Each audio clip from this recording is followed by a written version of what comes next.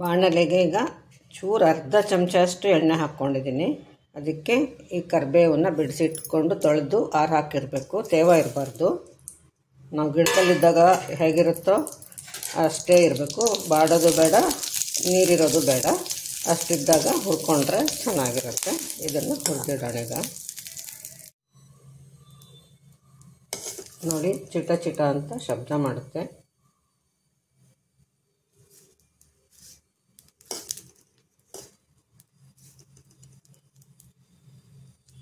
ನೋಡಿ, ಅದಾದಮೇಲೆ ಚಿಟ ಚಿಟ ಅಂದು ಕೇಳಿಸಿದ್ಮೇಲೆ ಕೂಡ ಇನ್ನೊಂದು ಸ್ವಲ್ಪ ಹುರಿದೆ.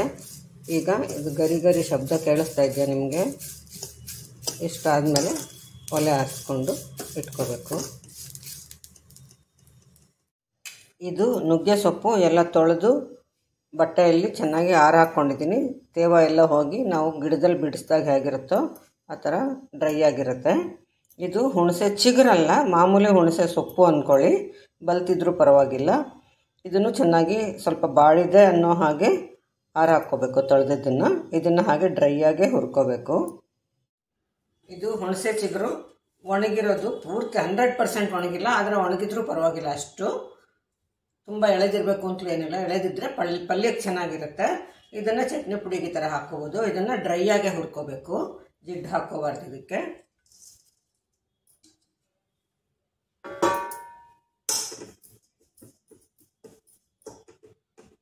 ಆ ಥರ ನುಗ್ಗೆ ಸೊಪ್ಪು ಕೂಡ ಬಿಡಿಸಿ ಇಟ್ಕೊಂಡಿದ್ದೀನಿ. ಇದು ಅಷ್ಟೇ ಕಂತೆನಲ್ಲಿರೋದನ್ನು ತೊಳ್ಕೊಂಬಿಟ್ಟು ಆರು ಹಾಕಿಬಿಟ್ಟು ಸ್ವಲ್ಪ ಆರದ ಮೇಲೆ ಬಟ್ಟೆಲಿ ಸುತ್ತಿ ಮುಚ್ಚಿಟ್ರೆ ಮಾರನೇ ದಿವಸಕ್ಕೆಲ್ಲ ಎಲೆ ಬಿಟ್ಕೊಂಡಿರುತ್ತೆ ಈ ಥರ. ಇದನ್ನು ಇದು ಕೂಡ ಅಷ್ಟೇ ಬಾಡ್ದಂಗಿದ್ರು, ಸ್ವಲ್ಪ ಬಾಡ್ದಂಗಿದ್ರೆ ಒಳ್ಳೆಯದು. ಇದನ್ನು ಕೂಡ ಹುರ್ಕೊಳ್ಳೋಣ. ಎಲ್ಲ ಒಂದೊಂದೇ ಸ್ವಲ್ಪ ಎಣ್ಣೆನಲ್ಲಿ ಹುರ್ಕೊಳ್ಳೋಣ. ಈಗ ಇದು ಹುರಿದಿದ್ದಾಗಿದೆ, ಗರಿ ಗರಿಯಾಗಿ ಆಗಬೇಕು ಒಟ್ಟಿನಲ್ಲಿ. ಇದು ಹುರಿದಿದ್ದನ್ನು ಹೀಗೆ ನೋಡಿದ್ರೆ ಸ್ವಲ್ಪ ಆಗಿದೆ, ತಣ್ಣಗಾದ್ಮೇಲೆ ಇನ್ನು ಸ್ವಲ್ಪ ಆಗುತ್ತೆ. ಶಬ್ದ ಗೊತ್ತಾಗ್ತಾ ಇದೆ ಅನಿಸುತ್ತಾ? ನೋಡಿ ಈ ಥರ. ಇವಾಗ ಇದಕ್ಕೊಂದು ತಟ್ಟೆಗೆ ಬಗ್ಗಿಸ್ಕೊಂಡ್ಬಿಡೋಣ. ನೆಕ್ಸ್ಟ್ ಒಂದು ಸ್ವಲ್ಪ ಎಣ್ಣೆ ಹಾಕ್ಕೊಂಡು ಒಂದು ಅರ್ಧ ಚಮಚ ಅಷ್ಟು ಎಣ್ಣೆ ಹಾಕ್ಕೊಂಡಿದ್ದೀನಿ. ಕಡಲೆಕಾಯಿ ಬೀಜ ಹಾಕ್ಕೊಳ್ತಾ ಇದ್ದೀನಿ.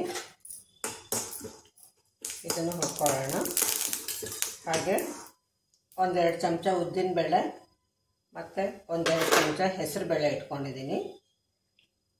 ಅದಕ್ಕೆ ಒಂದು ಚಮಚ ಧನಿಯಾ ಇಟ್ಕೊಂಡಿದ್ದೀನಿ.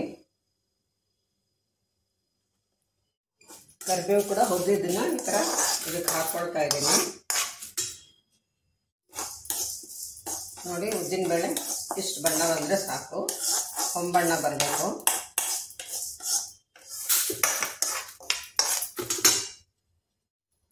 ಈಗ ಒಂದು ಅರ್ಧ ಚಮಚ ಎಣ್ಣೆ ಹಾಕ್ಕೊಂಡಿದ್ದೀನಿ. ಇವಾಗ ನುಗ್ಗೆ ಸೊಪ್ಪು ಹಾಕ್ಕೊಳ್ತಾ ಇದ್ದೀನಿ. ತುಂಬ ಸಣ್ಣ ಉರಿಯಲ್ಲಿ ನಿಧಾನಕ್ಕೆ ಹುರಿಬೇಕು, ಅಥವಾ ಸ್ವಲ್ಪ ಅರ್ಧ ಹುರಿದ್ಬಿಟ್ಟು ಒಂದು ಸ್ವಲ್ಪ ಒಲೆ ಆರಿಸ್ಬಿಟ್ಟು ಮತ್ತೆ ಹುರಿದ್ರೂ ಪರವಾಗಿಲ್ಲ. ಜಾಸ್ತಿ ಉರಿಲಿ ಬೇಗ ಒಂದೇ ಸಲ ಹುರಿಯೋಕೆ ಹೋದರೆ ಒಂದೊಂದ್ಸಲಿ ಗರಿ ಆಗೋದಿಲ್ಲ. ಅದಕ್ಕೆ ನಿಧಾನಕ್ಕೆ ಹುರಿಬೇಕು. ಮಧ್ಯೆ ಕಡ್ಡಿಗಳಿದ್ರೆ ಇದು ಹುರಿದ್ಮೇಲೆ ಈಸಿಯಾಗಿ ಸಿಗುತ್ತೆ, ತೆಗ್ದು ಹಾಕ್ಬೋದು. ನೋಡಿ, ಇವಾಗ ಶಬ್ದ ಗರಿ ಗರಿಯಾಗಿ ಬರ್ತಿದೆ ಅಲ್ವಾ? ಇನ್ನೂ ತಣ್ಣಗಾದ್ಮೇಲೆ ಇನ್ನೂ ಗರಿ ಆಗುತ್ತೆ. ಇಷ್ಟಾದಮೇಲೆ ಇದಕ್ಕೆ ಒಂದು ಸ್ವಲ್ಪ ಇದು ಹುರಿದಿದ್ದೆ ಧನಿಯಾ ಬೀಜನ ಅದನ್ನು ಇದಕ್ಕೆ ಹಾಕ್ಕೊಂಡ್ಬಿಟ್ಟು ಒಂದು ಸ್ವಲ್ಪ ಒಣಕೊಬ್ಬರಿ ಸ್ವಲ್ಪ ಸಾಕು, ಕಡಲೆಕಾಯಿ ಬೀಜ ಬೇರೆ ಇದೆ, ಅದರಿಂದ ಸ್ವಲ್ಪ ಹಾಕ್ಕೊಂಡು ಅದರೆಲ್ಲ ಬಿಸಿ ಆಗಲಿ. ಈಗ ಒಲೆ ಆರಿಸ್ತೀನಿ. ತಣ್ಣಗಾದ್ಮೇಲೆ ಮತ್ತು ಸ್ವಲ್ಪ ಹುಣಸೆ ಎಲೆ ಇರೋದ್ರಿಂದ ಸ್ವಲ್ಪ ಹುಣಸೆ ಹಣ್ಣು ಹಾಕ್ಕೊಂಡಿದ್ದೀನಿ, ಅದು ಕಮ್ಮಿ ಇತ್ತು ಅಂತ. ಮತ್ತು ಉಪ್ಪು ಮತ್ತು ಬೆಲ್ಲ, ಸ್ವಲ್ಪ ಮೆಣಸಿನ ಪುಡಿನ ಇಟ್ಕೊಂಡಿದ್ದೀನಿ. ಮೆಣಸಿನ್ಕಾಯಿ ಬೇಕಿದ್ರೂ ಹಾಕ್ಕೋಬೋದು, ಇದ್ರ ಜೊತೆ ಸ್ವಲ್ಪ ಹುರ್ಕೋಬೋದು. ಎಲ್ಲ ಒಟ್ಟಿಗೆ ತಣ್ಣಗಾದ್ಮೇಲೆ ಮಿಕ್ಸಿಗೆ ಹಾಕ್ಕೊಳ್ಳೋಣ.